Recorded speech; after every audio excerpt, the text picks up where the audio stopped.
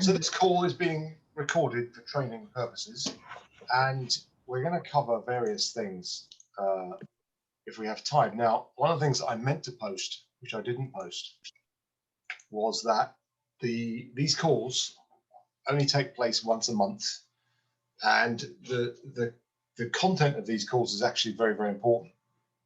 And we really need to devote quite a bit of time to the subjects that we cover on this call.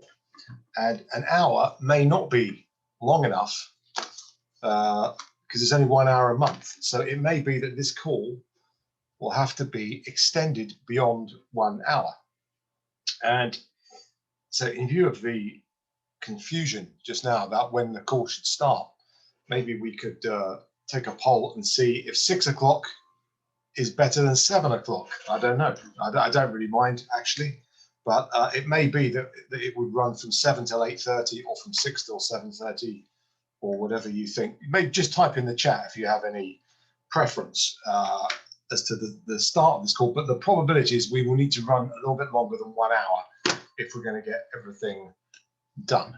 But anyway, we're going to cover lots of things tonight. We've got a few different speakers, I'm pleased to say, because, okay, I did say right at the beginning that we didn't really want to do these calls with just me doing a training and Peter doing a training and you just listening, because that is not really effective leadership. And what we need you to do is to be involved and to participate as much as possible moving forward. And I'll come back to this at the end of this call, but it isn't just going to be 2 monologues of half an hour length, one from Peter. Well, actually, that wouldn't be right. Would it be? My monologue would be probably 30 minutes and Peter's would be 45. But it's not going to be that. We're not going to do that. Sorry, Peter, I can't resist these. So it's not going to be like that. We need to get your input into different aspects, and I'm going to cover this in a bit more detail in a second. But what I want to do actually is I want to go to the first speaker. We've got 3 speakers this evening. We have Jan Alexander, Gaynor Heeks, and Kev, I think, has agreed to speak, though it slips my memory what he said he was going to speak about, actually. But in fact, he didn't say. He kept it a secret. It was the best kept secret from the last meeting. So I want to go, first of all, to Jan. If we can go, let me just unmute Jan, if I can do that. Or you can unmute Jan. And Jan's going to do a quick book review about a previous book of the month, which I recommended, which I bet very few people actually read. So over to Jan. Well, I don't know about the quick. It's nearly 10 minutes, guys. So, but it's well worth it, I promise. 10 minutes is quick by our standards. Pretty quick. So you can see the screen, I hope. Yep. On? Yep. So I'm just going to do the right. So, Cybernetics by Maxwell Maltz. The book starts with the concept that everyone's got a particular mental portrait, that's the word, I suppose, that defines who they are and what they believe in. That mental portrait is the result of our past experiences, successes, failures, feelings, etc. And as a result, this image represents a foundation on which we build our personality. Image is so important when we go into it in a lot of depth about how we can change our habits to really create success in the future. So the idea of the book came about when Maltz noticed people often let go of their old personality and lifestyle after being, he was a plastic surgeon and he'd reconstructed their faces, but not everyone's life turned out changed after surgery. Some remained the same.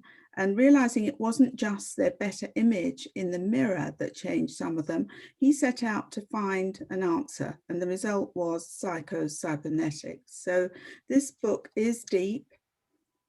I've pulled out what I feel is relevant to us all. Maltz encourages us to consider how we can use our life experiences to provide with successful outcomes. So who do you see in the mental mirror? Maltz pointed out that if you think of yourself as a failure, you're going to act and behave in ways you'll probably fail. But if you see yourself as a success, you'll keep finding more ways to succeed more often. The truth is, people always reveal to you where you are. Anytime you get angry, anytime you think that someone has done you wrong, the knee-jerk reaction is to blame that other person. The higher, more involved thing to do is to look at that same thing that they are doing and systematically work on removing that thing out of your life. Attract people consciously into your business. Well, anything you don't like about a person, you are doing yourself. And if you want to improve your self-image and attract people consciously into your business, then you have to remove these layers and come to peace. In other words, we have to stop comparing ourselves to others. Your negative beliefs are not a result of your experiences. Your experiences are just events. What makes them positive or negative is how you interpret them. So Maltz points out that we have a self-image developed from our past experiences. So some people are perpetually successful while others continually fail. Maltz learned that most people aim to change their self-image by making external changes, such as through plastic surgery. On the other side, some people encourage positive thinking about the future, but do not address their self-image beliefs. Both of these types of people are destined to fail. Instead, Maltz suggests that true happiness comes from achieving an adequate self-image that you can live with. In this book, the subconscious is viewed as a mechanism controlled by your mind. Hence, the function of your subconscious depends on the goals that you set. These goals are developed through your self-image. Based on these assumptions, your self-image is dictating the limits of your accomplishments. So to that end, he just gives out 5 success mechanisms. One is to focus on your goals. I got that right. Sorry. Focus on your goals rather than the means. Making mistakes is a positive reaction. Forget your past errors and focus on the final successful choice that will lead you towards your goal. Trust the process without worrying about having to adjust it. Let your mechanisms work rather than making them work. A bit behind there, sorry. The way you dress before leaving the house in the morning, the way you walk, talk, and shake hands with people, it's what you say to strangers when they bump into you. Fundamentally, it's the way you react to problems, the thinking and acting patterns. It's what you do when you have a stressful day or facing uncertainty in life. It's the emotions and behaviors you're most engaged in when situations arise. The autopilot is a series of learned behaviors, whether it's being polite, too polite, or trusting, or trying to dominate and control scenarios, or being over anxious and prone. So repetition is absolutely key here. Being aware of these concepts will mean you're more likely to succeed than quit.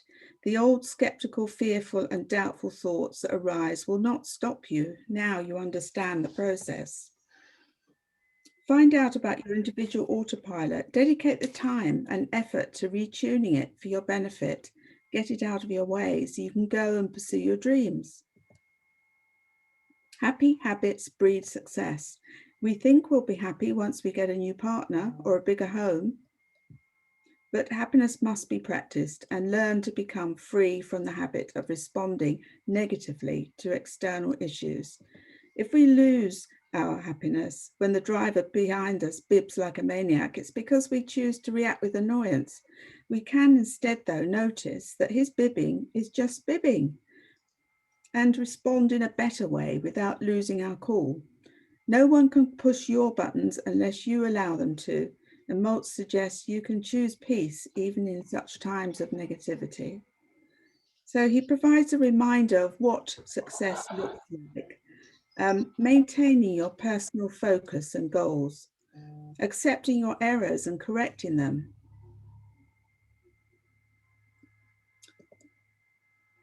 Have the courage to act on your goals and beliefs to make them a reality. Treat others with even more kindness than you currently do. If you treat others with more kindness, then you will start treating yourself with more kindness. Have a healthy picture of who you are. If you can appreciate your own strengths, then you'll be able to appreciate other people. And then your self-confidence will grow as you gain more successful experiences. Also, you can maximize your self-confidence by remembering your past successes and forgetting your failures. Accept yourself for who you are. Remember that creating a better self-image does not create new abilities, talents, or power. So a weak self-image is likely due, yes, it says that, you can start forgiving others and yourself once you realize that unforgiveness only leaves you with a debt of emotion. Maltz explains that you make mistakes, you are not a failure. Inhibition will leave you worried about what other people think of your mistakes. Feeling self-conscious can lead to inhibition. And to help with this, we should go with relaxation techniques. Remember a time and a place when you felt supported. Your self-conscious will begin to fade once you have created the feelings, recreated the feelings you felt at that time. Then you can practice disinhibition by being less concerned about what other people think. And so find the good in everything. He defines a crisis that can make or break you. You can obtain strength, power, and wisdom when you turn a crisis into opportunity. So you need to start reacting to challenges in the same way you would respond to a crisis. Learning the actions without stress will allow you to naturally respond to a crisis, despite being under greater pressure. As an action, take time to recall successes in your past. The imprinting in the brain is strong for these and becomes stronger with recall.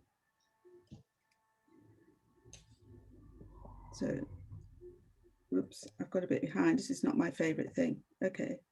So this book will help you find a sense of direction to the personal development of your own self-esteem. So are failure, happiness and success are habits. So are failure and misery. But negative habits can be changed, and Cybernetics shows you how. Dr. Maltz teaches you his techniques to a dynamic new self-image and self-esteem, and to achieving the success and happiness you deserve. So the more delightful surprise you can see there in life is to suddenly recognize your own worth. It's a journey. Thank you. Excellent. Thank you very much, Jan. So Cybernetics by Maxwell Maltz. It was a previous book of the month. But when I was in my first network, they told me that that was the most important book that they recommended in that business, because strengthening your self-belief and your self-image is a really vital part of the journey in doTERRA. And for those of you that were on the call with Daniel and Lindsay Plantin, she actually referred to this, and she referred to people getting to the rank of silver and experiencing things like self-doubt.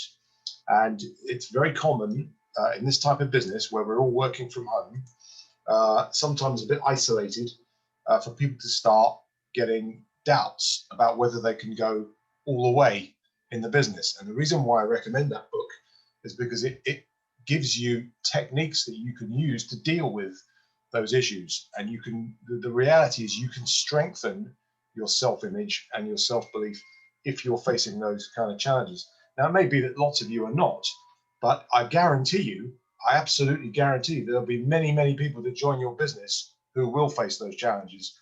So even if you're fine, it's not about you. So it's not about whether you can get through, it's whether you can help other people get through. And if you've never read the book, it won't help you that much. So I do recommend it. Anyway, thank you very much to Jan for that. I think we'll go straight to the next one. I'm going to go to Gaynor now. Gaynor, if you could unmute, that'd be great. Hi, everybody. Hi. Hi, I'm just going to share my screen. I've got a few slides to show you as well. And I'm going to be doing a book review too, which I hope I can do justice in 10 minutes, because I know you said you wanted me to keep it quite succinct, Neil, so I've tried to do that. I just wanted to ask, how many of you have read this book? Because I think, is this book of the month? So quite a number of people have read it? Yes, it was book of the month, yes. Fab. Okay. So this is the Leadership and Self-Deception, Getting Out of the Box by the Arbinger Institute. You will know what the box is if you've read it, but that might not mean a lot to you if you haven't. It was published back in 2000, and there are 3 editions, and I very stupidly went and ordered, I don't know how I managed to do this, but I've actually ordered 2 copies, 2 different editions. So if anybody needs a copy, drop me a note and I can get that in the post to you. There are a lot of reviews in the first few pages, and this was one I particularly liked because I thought it sort of reflected what the book is all about, really. Brutally honest mirror to behaviour in which we all indulge to justify our shortcomings, and the result is not self-remorse or punishment, but a glimpse of life to be lived with integrity and freed of the boundaries of the conflicts we inflict upon ourselves and others. It's quite an easy book to read because it reads like a story.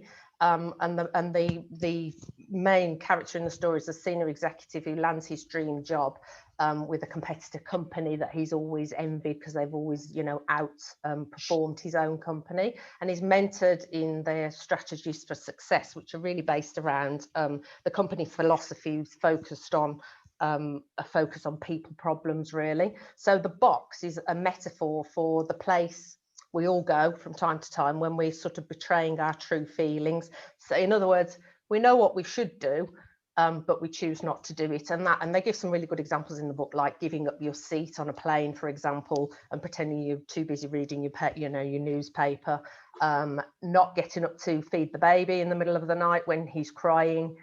This was obviously a man talking about he's not getting up to feed the baby, and he's lying by his wife and pretending to still be asleep. My hubby used to do that as well. And another one, actually Jan mentioned this, which I thought was a really good analogy, was about what we're like when we're in our cars, because actually we are in tin boxes when we're in our cars, and we're often very protected from people around us. So sometimes people have this persona when they're in their cars that just really they're not necessarily like that, but we all often have road rage from time to time. Not everybody's like that, but I know I can get quite cross in the cars. So it's all really about being insular and objectifying others in difficult relationships. So when we are not seeing eye to eye with people, we tend to start objectifying them. We stop seeing them as people. We don't consider their feelings. And I thought it was quite nice to think about it as seeing things through swamp-coloured spectacles rather than rose-coloured spectacles. So we disregard their feelings, and it makes us feel better about going against our true feelings. And when we're in the box, we're very resistant to any kind of change. And self-deception, they say, is this practice which we undertake, and it aids in our justification for staying in the box. So we find a way to blame others and inflate our own value and worth, really, because we're desperate to show that how very thoughtful and noble we are. And when we're inclined to people in this way, we invite them to be the same towards us. So you end up mutually mistreating one another, and they refer to this as collusion. But it's very true, because when you are, the blame culture is really about justifying your own failure to improve. And when you see people in this way, and you're not considering them as people, then you just invite them to treat you, back in the same way. I can think of a number of personal examples. I'm going to give you a bit of disclosure right at the end with regard to this. But I had tried to sort of keep it looking at a business perspective, really, simply because that's where we are. But when you're in the box, the tendency is to feel overwhelmed, we're over obligated, and generally we're overburdened as well.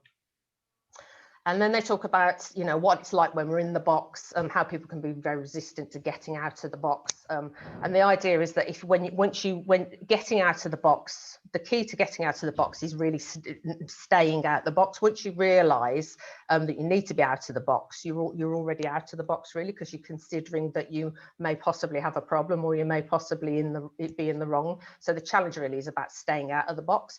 And the way to do that is to start seeing the person and considering their feelings, and not thinking, not looking at them, not objectifying them, really.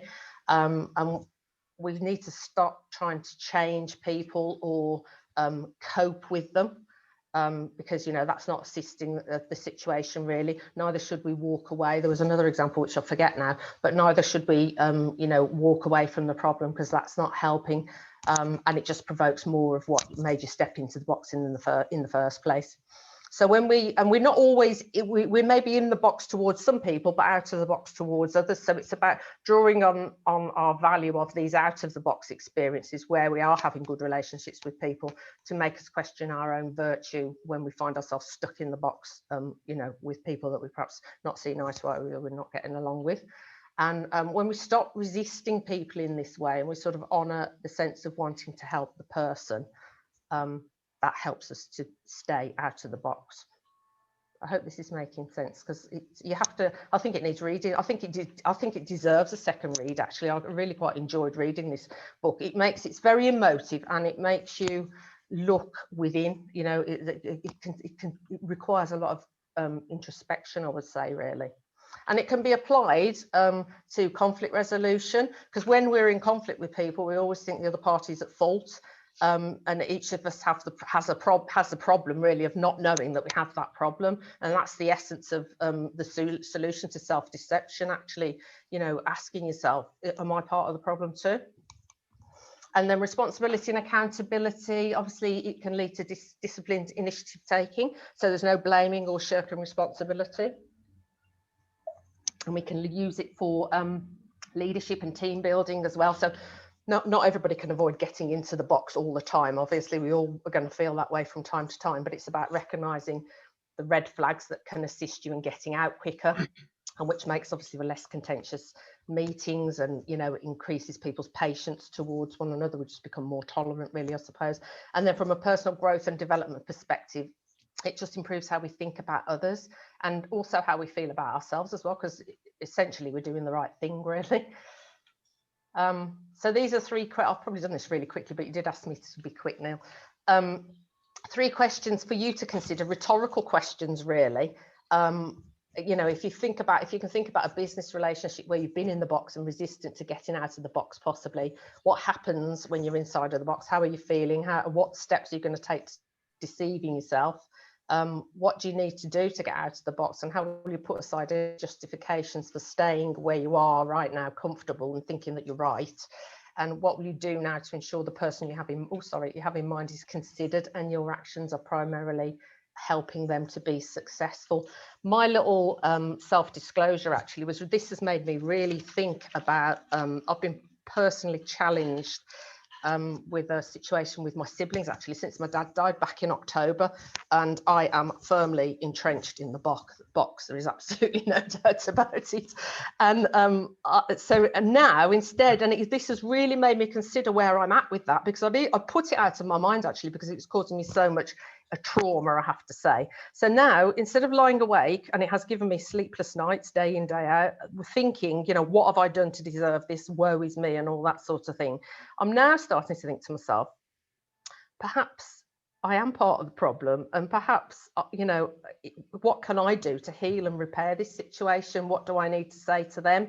Or, how can I approach it? And actually, last night I had a much more positive conversation with myself in bed. Instead of lying there wanting to cry and thinking it was all awful, I actually was starting to construct some conversations that I could have in my head. So I thought that was a really quite powerful book. It was very impactful for me, certainly, anyway. I hope you all enjoyed it as much as I did, those of you who've read it. And I think that was the last slide. Yes, it was. Was I 10 minutes? That was brilliant. Fantastic. Thank you, Gaynor. And it is I agree with Paul Dean, who just commented there. It's very difficult to do a training on that book in 5 or 10 minutes. Yeah. And I'm glad I didn't try and do it myself, actually. Because it would be very it is difficult to capture it all. Yeah. Now, Peter was just joking. Thanks very much for that, Gaynor. If you could stop Yep. the screen share, please. Peter was just joking there about how it's always my fault. And the reality is, if you read the book, you'd understand that it's actually true. And quite a lot of things that we argue about, not just me and Peter, but if you are experiencing conflict with people in your life or in your team, if you read the book, you'll be amazed, because quite often when you actually examine it, if you use the book properly, you'll realize a lot of the time it is your fault. So it's quite an interesting book. I do recommend everybody read it.